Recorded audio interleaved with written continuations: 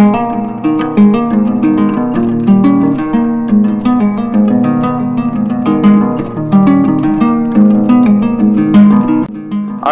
আর নিঃসঙ্গতাকে ভয় পাই না, আমি নিঃসঙ্গতাকে উপভোগ করতে শিখে গেছি।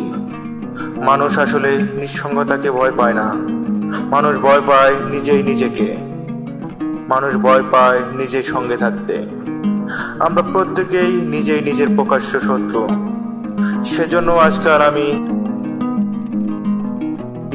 সিনেমার সাথে থাকি গানের সাথে, একলা একলা ছুটে যাই সবুজ বিথি প্রকৃতির কাছে। হুড়তুলা রিকশায়, ফাঁকা রাস্তায় অথবা কোনো আড্ডায় যে কোনো জোড়া মানুষদের সঙ্গে সাথে প্রাণ খুলে হাসতে দেখলে বুকের ভেতরটা দুমড়ে মুচড়ে যায়। বিশাল আকাশের দিকে কিছুক্ষণ উদাস ভঙ্গিতে তাকিয়ে থাকি, আবার নিজেকে নিয়ে ব্যস্ত হই আর ভাবি, না থাকুক মানুষ থেকেই লাভ কি? দিন শেষে সবাই একা, কেউ থাকে না, মানুষ হারায় যায়।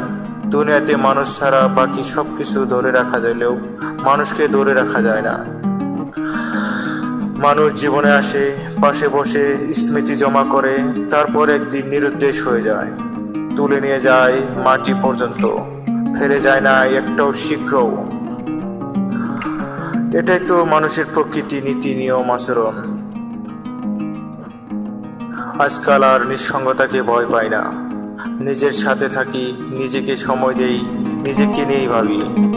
নিজের সাথে থাকতে থাকতে যদি কোনো গোধূলি সন্ধ্যায় বিষণ্ণ লাগে অথবা কোনো জ্যোৎস্না গলা রাত্রিতে নিজেকে নিজের কাছে অসহ্য মনে হয়, ওই সময় পাশ বালিশের গুজে ছটাক কেঁদেই নেই।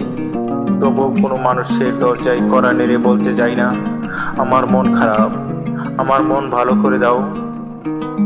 আবৃত্তি করছিলাম একটি কথা কবিতা, আরিফ হোসাইনের লেখা, বৃহস্পতিবার নামের ফেসবুক পেজ থেকে সংগৃহীত। সো যদি আবৃত্তিটি আপনাদের ভালো লেগে থাকে তাহলে আশা রাখবো একটি লাইক দিয়ে আমাকে নতুন ভিডিও বানাতে উৎসাহিত করে দেবেন এবং ভিডিওটি শেয়ার করে পেজটি ফলো করে সঙ্গে থাকবেন। ভালো থাকবেন, সুস্থ থাকবেন, খোদা হাফেজ। দেখা হচ্ছে নেক্সট কোনো আরেকটি আবৃত্তি নিয়ে।